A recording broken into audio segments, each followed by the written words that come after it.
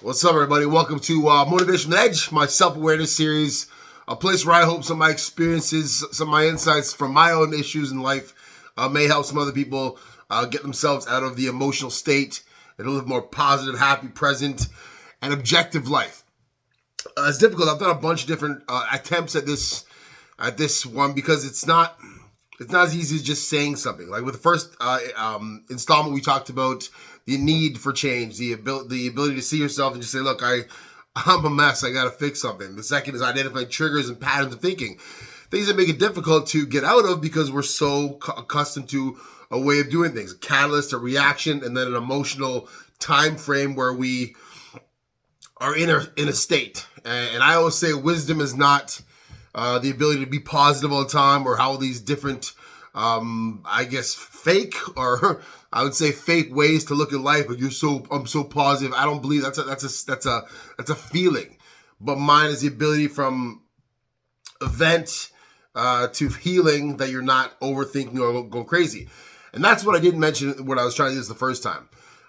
We all talk about what would be ideal. You talk about the shamans or people who are spiritual or enlightened or minimalist, people who say, or Buddhists, whoever you want to talk to or listen to or realize have a point in life. And the point would be, what's true presence? What's joy? What do we want in our lives? And a lot of times the main issue in the way of our growth, and that's what I want to talk about there, why are we not progressing?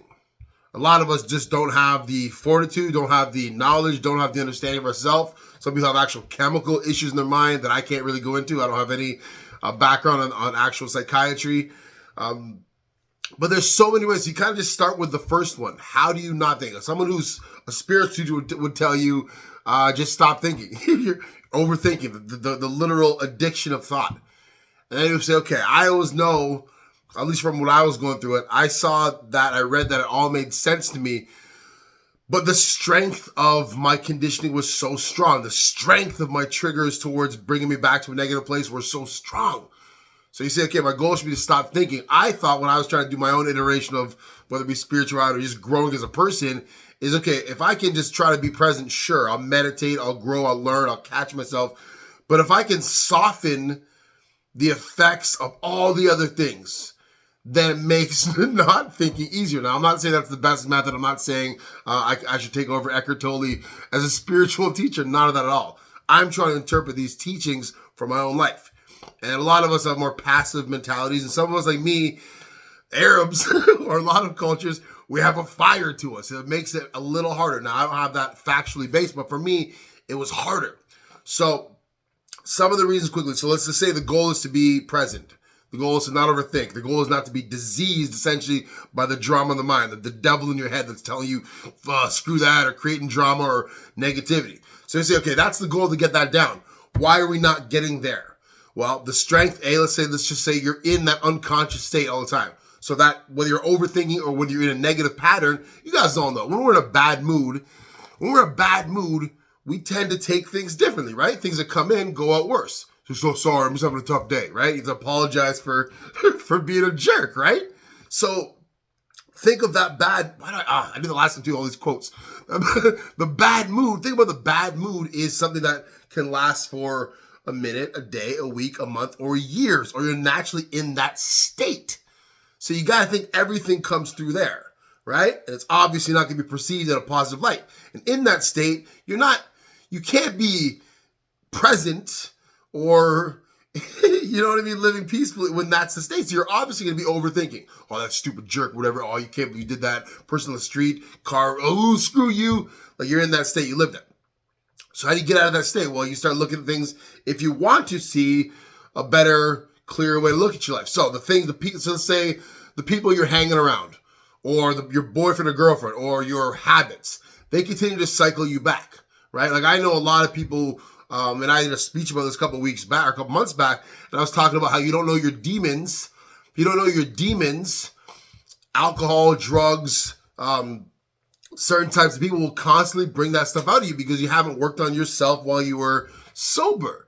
And when you're drunk, as people will say, or high, you're more likely to be tapped into your unconscious or your negative mind, right? I think that's pretty self-explanatory.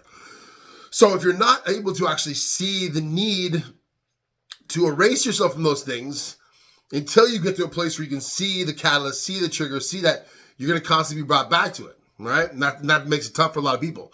So that state of mind, unfortunately, is where most of us live. So if you think about when you go to relax at nighttime and you just sit down, quiet, and then boom, boom, boom, boom, boom, boom, boom, boom, boom, boom, boom, boom, boom. I can't believe she did that today. Oh, I can't believe I'm going to do this tomorrow. And this. So we talk about presence, right? Presence, but overthinking also for the future and for the past. Those are common things we all got to be aware of. Like, I don't know, like, again, I don't know how you think or anybody else thinks. I know when I go through my times, and I went through one recently. I'm not going to act like I do these videos and I figured it out. I have, again, and I'm back to a good place now, but I was where the mother of my child brought back custody issues, all that kind of stuff. Just unbeknownst to me, I had to deal with this yet again. But I was brought back to that state for a while.